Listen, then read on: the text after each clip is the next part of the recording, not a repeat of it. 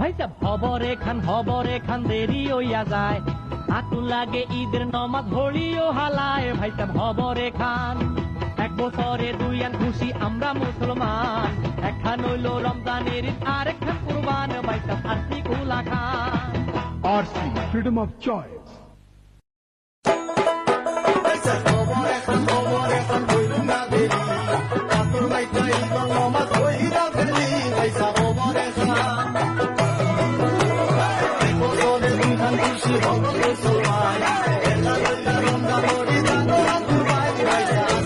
RC, freedom of choice.